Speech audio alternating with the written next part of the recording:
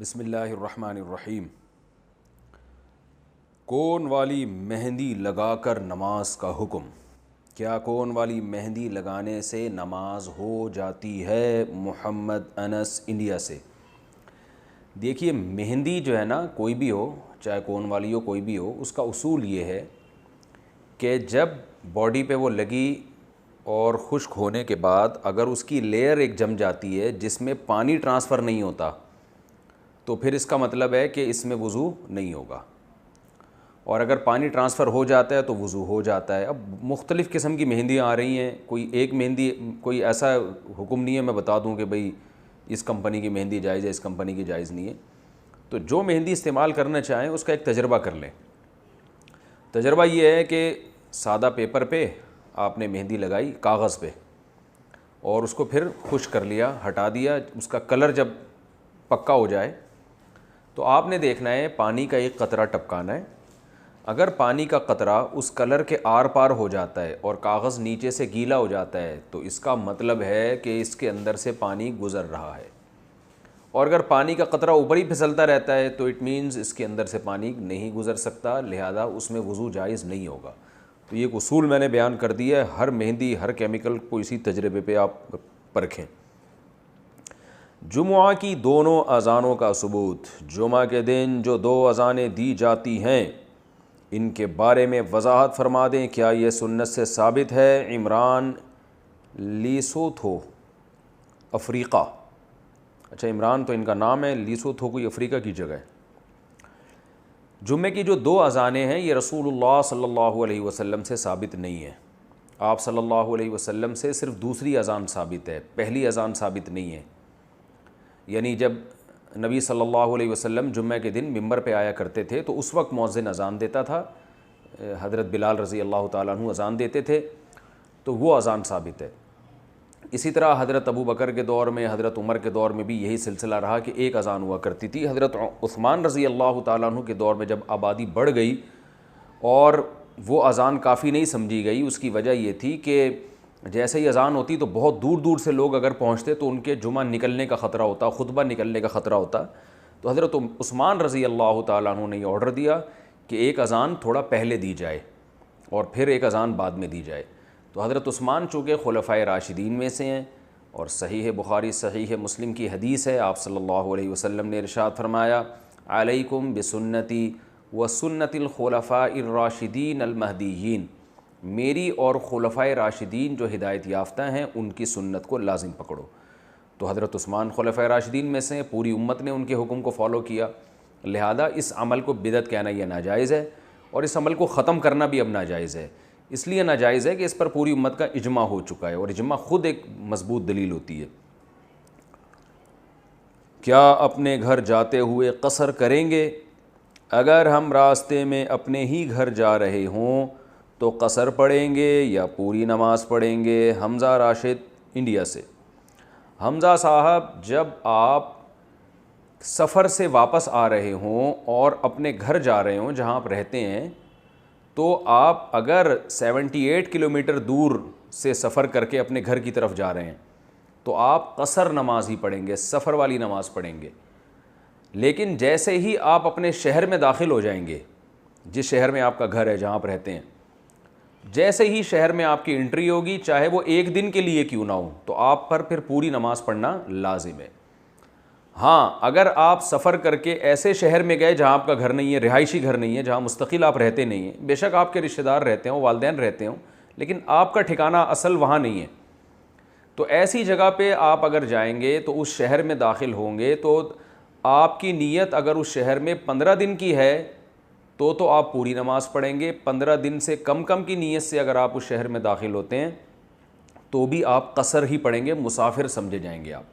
اور اگر آپ کنفیوز ہیں، آپ کسی شہر میں جا رہے ہیں اور اس شہر میں آپ کا ذاتی رہنے کا مکان بھی نہیں ہے جہاں آپ مستقل رہتے ہوں، اور آپ کنفیوز ہیں کہ میں پتہ نہیں 1 ہفتہ رہوں گا، 15 دن رہوں گا، 1 مہینہ رہوں گا، 10 سال رہوں گا، یا 2 منٹ رہوں گا، کوئی پتہ ہی نہیں آپ کو، تو بھی آپ سفر کی نماز ہی پڑھتے رہیں گے، سفر والی، چاہے اس کنفیوژن میں آپ کو 5 سال ہی کیوں نہ گزر جائیں۔ لیکن جس دن آپ نے یہ نیت کی کہ میں آج کے بعد، یعنی اب اس وقت نیت کی آپ نے کہ اب میں 15 دن تو کم از کم ٹھہروں گا، تو اسی وقت آپ پھر مقیم بن جائیں گے، آپ پر لازم ہوگا پوری نماز پڑھیں۔ تو جب تک کنفیوژن میں آپ سفر والی نماز پڑھیں گے، جب آپ نے نیت کر لی کہ بھئی پوری نماز میں 15 دن کم از کم یہاں ٹھہروں گا آج کے بعد سے، تو آپ کا سفر ختم ہو جائے گا، آپ پوری نماز پڑھیں گے۔ لیکن میں نے پھر دوبارہ ریپیٹ کر دوں، کیونکہ بعض دفعہ لوگوں کی سمجھ میں مسائل آتے نہیں ہیں، بار بار سمجھانا پڑتا ہے۔ جس شہر میں آپ کا گھر ہے، جو آپ کا اصل سوال تھا، اس شہر میں آپ 5 منٹ کے لیے بھی داخل ہوں گے نا، تو پوری نماز شروع کر دیں گے، گھر پہنچنے پر نہیں بلکہ شہر میں انٹری ہوتے ہی آپ کو جو ہے پوری نماز پڑھنی ہے۔ اور شہر میں انٹری کا مطلب یہ ہوتا ہے کہ شہر کے مضافات میں بھی اگر داخل ہو گئے آپ، یعنی جہاں سے شہر کی آبادیاں شروع ہو جاتی ہیں، بس وہاں انٹری ہوئی تو آپ کا سفر ختم۔ اچھا بھائی، اللہ کے راضی ہونے کی پہچان، ہمیں کبھی دل میں ٹینشن ہوتی ہے کہ اللہ ہم سے راضی ہے یا نہیں ہے، ہمیں کس طرح پتہ چلے گا کہ اللہ ہم سے راضی ہے یا ناراض ہے؟ محمد عیسیٰ صاحب کشمیر سے۔ بھائی اللہ نے قرآن میں بتا دیا ہے کہ اللہ کن سے خوش ہے، جن سے اللہ خوش ہوتا ہے ان پر کوئی خوف و غم نہیں ہوتا۔ تو اللہ نے بتایا کن سے خوش ہے، الا ان اولیاء اللہ لا خوف علیہم ولا هم یحزنون، اللہ کے جو ولی ہیں، اللہ کے جو دوست ہیں، ان پر کوئی خوف و غم نہیں ہوگا، کیونکہ اللہ ان سے خوش ہے۔ اب اللہ کے ولی کون ہوتے ہیں؟ اللہ نے قرآن میں بتا دیا، الذین آمنوا وکانوا یتقون، جو ایمان لائے اور تقوی والی زندگی اختیار کی۔ ایمان کا مطلب جو قرآن نے ہمیں عقیدے بیان کیے ہیں، جو ہمارے بیسک عقائد ہیں، اللہ ہی مشکل کشا، اللہ ہی حاجت روا، تقدیر پر ایمان ہو، آخرت پر ایمان ہو، فرشتوں پر ایمان ہو، اور شرک نہ کرتے ہوں، یہ جو موٹے موٹے ایمانیات ہیں یہ۔ اور دوسرا وکانوا یتقون، اور وہ گناہوں سے بچتے تھے۔ تو کبیرہ گناہوں سے اجتناب کی توفیق اگر آپ کو مل رہی ہے، فرائض واجبات کی پابندی کی توفیق مل رہی ہے، تو اللہ کی رحمت سے پوری امید ہے، یہ اس کی علامت ہے، یہ اس کا ایک سائن ہے کہ اللہ آپ سے خوش ہے۔ اور اگر کبھی گناہ ہوتا ہے لیکن فوراً توبہ کی توفیق مل جاتی ہے، اس وقت تک آپ کو تسلی نہیں ہوتی جب تک آپ توبہ نہ کر لیں، تو بھی اس کی علامت ہے اللہ آپ سے خوش ہے۔ لیکن اگر معاملہ ایسا نہیں ہے، بلکہ آپ کبیرہ گناہ بھی کرتے ہیں، مثلا مرد ہے تو داڑھی کاٹتا ہے، عورت ہے پردہ نہیں کرتی ہے، یا فرض نماز آپ قضا کر دیتے ہیں جان بوجھ کر، یا چغلیاں غیبتیں کرتے ہیں، یا لوگوں کے پیسے لے جائیں تو پولیس سے بھی نہیں نکلوا سکتی آپ سے پیسے، آپ لوگوں سے جو معاہدے کرتے ہیں ان کو پورا نہیں کرتے، پیسے لیے آپ نے کہ بھئی میں فلاں تاریخ کو دے دوں گا اور فلاں تاریخ آ گئی ہے، وہ بیچارہ آپ کے گھر کے باہر کھڑا ہوا پریشان ہو رہا ہے۔ اسی طرح آپ اگر آدمی ہیں اور بیوی کے حقوق ادا نہیں کر رہے، یا عورت ہیں شوہر کے حقوق ادا نہیں کر رہی، یا اولاد ہیں والدین کے حقوق ادا نہیں کر رہے، والدین ہیں اولاد کے موٹے موٹے جو بیسک حقوق ہیں ادا نہیں کر رہے، تو یہ ساری چیزیں اگر گڑبڑ ہو رہی ہے تو اس کا مطلب ہے بھائی اللہ آپ سے راضی نہیں ہے، کیونکہ اللہ نے قرآن میں بتا دیا ہے کہ میں کن سے راضی ہوں کن سے راضی نہیں ہوں۔ تو اللہ ان سے راضی ہے جن کا عقیدہ بھی درست اور کبیرہ گناہوں سے اجتناب کی توفیق ملتی ہے۔ چھوٹے موٹے گناہوں کے بارے میں اللہ نے قرآن میں فرما دیا، ان تجتنبوا کبائر ما تنہون عنہ نکفر عنکم سیئاتکم۔ اللہ فرماتے ہیں بڑے بڑے گناہوں سے بچو گے تو چھوٹی موٹی غلطیاں جو ہر انسان سے ہو جاتی ہیں، اللہ فرماتے ہیں میں اس کو معاف کر دوں گا۔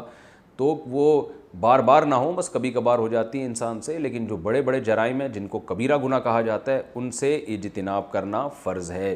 تو وہ اگر آپ کو توفیق مل رہی ہے تو اللہ سے امید ہے کہ انشاءاللہ اللہ آپ سے راضی ہوگا۔ باقی اس کی کوئی ایسی علامت نہیں ہے کہ جی وہ اللہ اگر راضی ہے تو اس کا مطلب پیسے بہت آ رہے ہیں، اس کا مطلب اللہ راضی ہے، ایسا نہیں ہوتا۔ بعض دفعہ اللہ جن سے راضی ہوتا ہے ان کو پریشانیوں میں ڈال دیتا ہے اللہ تعالیٰ، اور بعض دفعہ خوشیوں بھی دے دیتا ہے اللہ تعالیٰ۔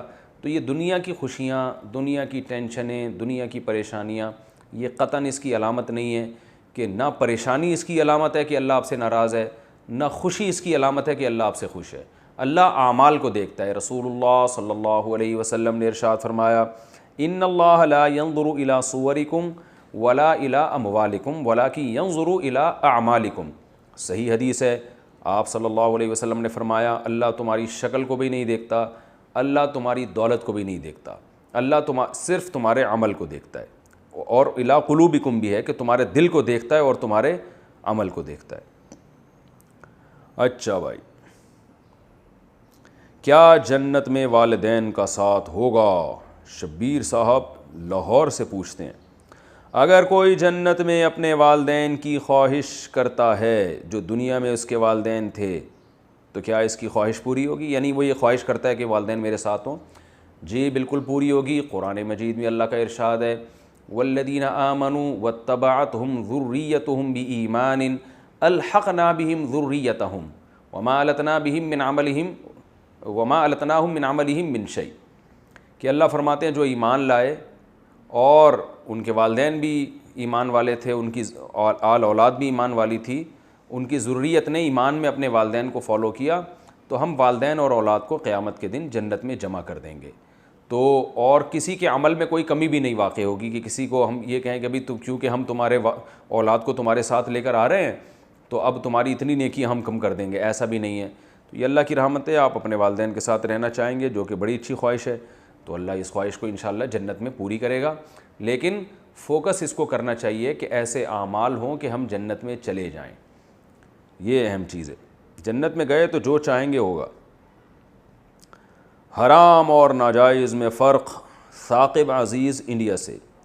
حرام اور ناجائز میں کیا فرق ہے؟ دیکھیں، ہر حرام ناجائز ہوتا ہے، لیکن ہر ناجائز حرام نہیں ہوتا۔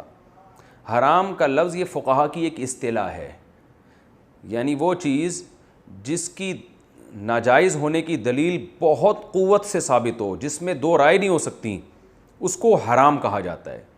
یعنی یہ ذرا گاڑا لفظ ہے، سخت لفظ ہے، اور جو ویسے مجتہد کی نظر میں ایک چیز الاؤ نہیں ہے اسلام میں، تو وہ مجتہد اس کو ناجائز کہہ دیتے ہیں، فقہا اس کو ناجائز کہہ دیتے ہیں، یعنی ایسی چیز ہے جس کی پرمیشن نہیں ہے آپ کو۔ تو حرام کا لفظ صرف ایک تھوڑا سا سخت لفظ ہے، سخت لفظ۔ سخت لفظ کا مطلب یہ ہے کہ یہ شریعت نے اس بارے میں بہت وضاحت سے بیان کر دیا ہے، جیسے شراب ہے، جیسے نماز کا چھوڑنا ہے، جیسے زنا ہے۔ اب اس میں یہ تو نہیں ہوتا نا کہ کوئی اختلاف ہو فقہا کا، ایسا کچھ نہیں ہے۔ ناجائز کا لفظ تھوڑا سا ہلکا ہے، مفہوم دونوں کا ایک ہی ہے۔ یہ ناجائز کا مطلب بھی not allowed to do this, اور حرام کا مطلب بھی you are not allowed to do this. تو دونوں کا مطلب یہی ہے کہ آپ کو اس کی پرمیشن نہیں ہے۔ اصطلاح ٹرم کا فرق ہے کہ حرام جب سخت بالکل سختی ہوگی اس معاملے میں تو اس کو حرام سے تعبیر کیا جاتا ہے۔